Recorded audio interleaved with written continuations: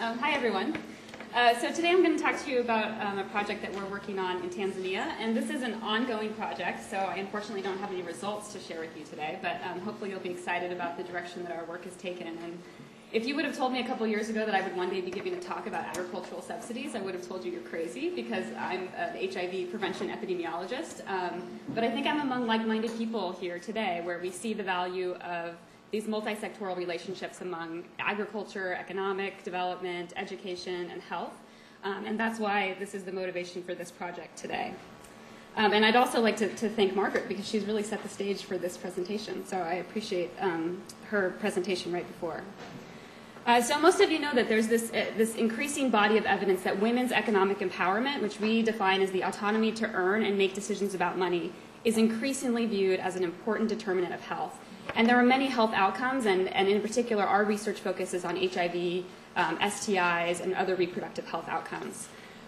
We know that economic insecurity constrains women's ability to refuse sex, to negotiate condom use, and to leave risky relationships. And all of these factors make women increasingly vulnerable to HIV and STIs. Poverty and food insecurity are central to the decision to engage in sex work. And there's more and more evidence that this complex risk environment, whereby women's sexual behavior is shaped by their economic context, is a key driver of HIV transmission. So to shift now a bit to agriculture, agriculture is central to the lives of the rural poor, as Margaret's pointed out. It's inextricably linked to poverty and food security in the developing world. As this graph shows agricultural self-employment by sex, and in sub-Saharan Africa, over 50% of women are self-employed in agriculture. And in Tanzania, where our project is based, 92% of rural women work in agriculture. And if you consider food production, women play an actual even larger role. Women in some areas are solely responsible for the labor for food production, and they are the person who makes the decisions about the sale and use of food products. And so women are really central to ensuring the food security of many areas. However, and these are all of the issues that Margaret pointed out, women face many constraints in the agricultural sector. Women own less than 2% of the world's land. They typically have very little control over how land is managed. Land rights, either customary or formal, are dramatically skewed toward men. Women have unequal access to markets and inputs, and in particular chemical fertilizer and improved seed varieties. Women have less capital and less access to credit for investments, and they're also less likely to benefit from agricultural extension services. And these are government employees who are really the main conduits of information, technology, and advice to rural farmers. And so these are really important, and as Margaret pointed out, women receive less than 1% of these services. So together, these constraints have these very important downstream effects on women. In particular, this perpetuates economic insecurity, food insecurity, poor health outcomes for themselves, including nutrition, HIV, sexually transmitted infections, and unintended pregnancy, especially if they don't have access to health services or family planning and contraception. And then also poor education and health outcomes among their children. So focusing on this area is really a key intervention point for people who are interested in health. So as I mentioned, there's more and more evidence that focusing on rural women, in particular rural women who are engaged in agriculture, is an entry point for HIV prevention services. You might know that most of the individualistic HIV prevention interventions have failed to pan out to have much effect, and so focusing on something more upstream effect might be a better way to go, especially for women. Here's just a quick diagram of how this might work, the context with which women in rural areas make decisions. So they have insecure land rights, unequal access to inputs, markets, and extension, and this perpetuates this cycle of economic insecurity and dependence on men. These women are at increased risk for poverty, food insecurity. There's more and more evidence that food insecurity and poverty then perpetuate high-risk sexual behavior through transactional sex or high-risk partnerships. This facilitates the spread of HIV/AIDS, and this is particularly salient in Southern Africa, where we work. And then when particularly men die of HIV, the wives that are left who become widows are then often dispossessed of their land. And this perpetuates this ongoing cycle in rural areas that's really devastating to women and their children. So last year, our research group had the opportunity to partner with the World Bank and the Ministry of Agriculture in Tanzania to work on an agricultural subsidy program. And we thought this was an excellent opportunity to really link the health sector to the agricultural sector. And so I'll tell you a little bit about the project and what our goals are. So in Tanzania, crop yields only reach 20 to 30% of potential, and this is because crops there are typically rainfall dependent, and there's poor access to and use of improved inputs. So in Tanzania, only 24% of maize farmers use improved seeds, 20% use chemical fertilizers, and only 6% use both. And in response to this, the Ministry of Agriculture launched a 3-year program that targets maize and rice farmers in Tanzania. And the program's aims were to boost food production, reduce the prices of food staples, increase incomes, and also bolster food security. And the program has a specific emphasis on reaching women farmers, who are often the most vulnerable in these rural settings. And this is a huge program in scale. It's going to reach 2.5 million farmers, hopefully by the end of the year. And it focuses on areas in Tanzania that have the highest maize and rice production potential. So the voucher itself is for a 50% subsidy on a package of fertilizer and seeds for 1 acre. It's specifically targeting smallholder farmers.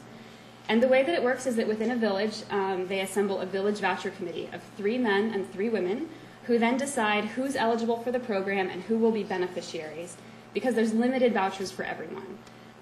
The criteria to be eligible for the program are that farmers must cultivate less than 1 hectare of maize or rice, and that might seem strange because they have to cultivate less than 1 hectare of maize or rice, but then they only get the voucher for 1 acre, which has actually been a bit of confusion as this has been operationalized.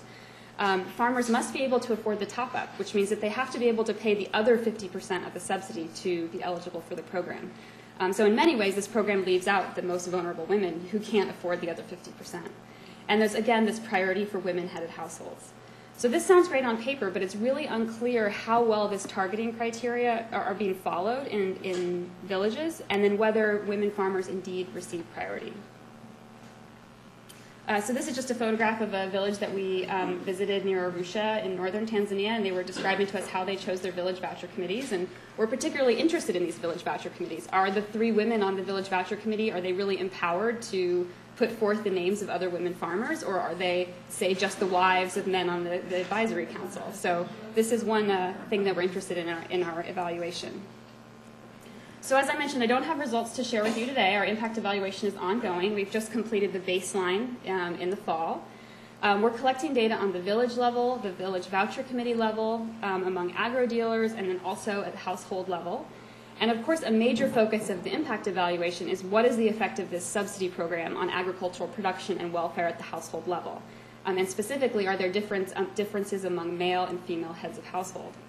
But again, targeting efficiency is really a major focus of this evaluation. So how well are women farmers actually being targeted for this program?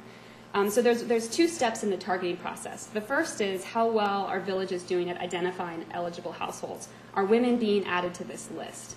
And so to understand this better, we've actually implemented a small intervention in some communities where we ask the whole village to get together and decide in a participatory fashion who's eligible for the program. And we're looking to see if that improves the number of women who make it to the list of eligibles. But the second part of this is once a woman's on the list of eligibles, how do they decide who actually is going to become beneficiaries? Women are supposed to be at the top of the list.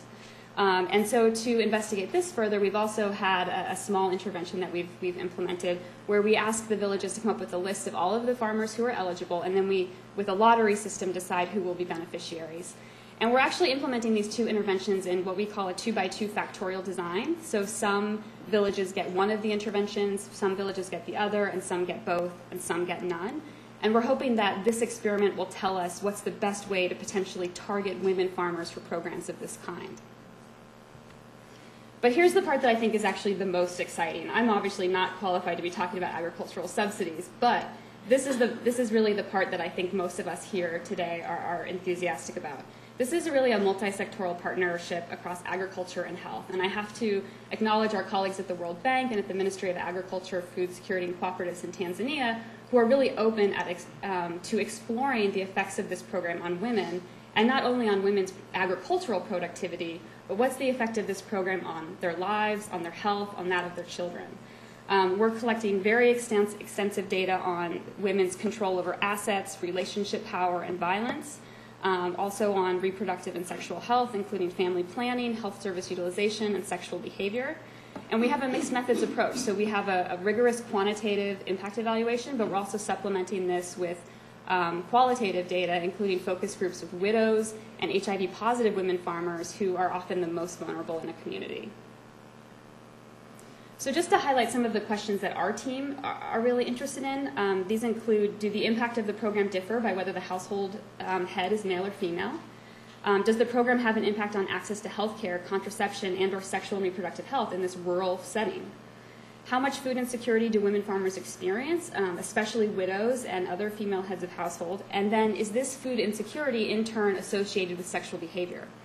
And then finally, to what extent do female farmers have autonomy as it relates to household decisions? And does the program change this? So we're expecting results, the first results later this year, but I'll be happy to share them with you as they come along in the next couple of years. And I'll just acknowledge our project team. We have a great team at UC Berkeley, including Lauren Ralph, who is our graduate student, Nancy and Paul, who are involved, and then a team at the World Bank, the Ministry of Agriculture, Food Security, and Cooperatives in Tanzania, and finally, our funder, which is the International Initiative for Impact Evaluation. So with that, I'll take questions.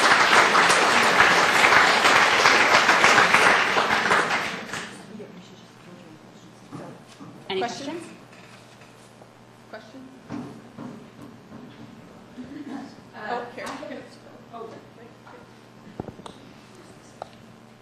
I have a question about the attempt to get a village process going that will either equitably or favorably treat women. And are there chiefs or elders who are critical actors in these villages, and would you consider an intervention to incentivize them? My sense is that often these attempts to create, quote, participatory processes actually don't work. Mm-hmm. And that the thing that might work is that one of the key actors who holds levers of power. So I just wonder, A, did you consider that? B, do they play a role? Or is my image of what goes on the ground wrong? No, I think that's actually an excellent point. So the answer at this point is that I don't know. But the first round of data collection, we're collecting very intensive data with the Village Voucher Committee members themselves to find out, first of all, how were they selected? And then the people who are beneficiaries, did they know what the process was? Because it's supposed to be a clear and transparent process within the village. But I definitely agree with you that in some cases these participatory processes actually might not be as fair and transparent as we think they are. And I think our data will have data to answer that question. Time for one more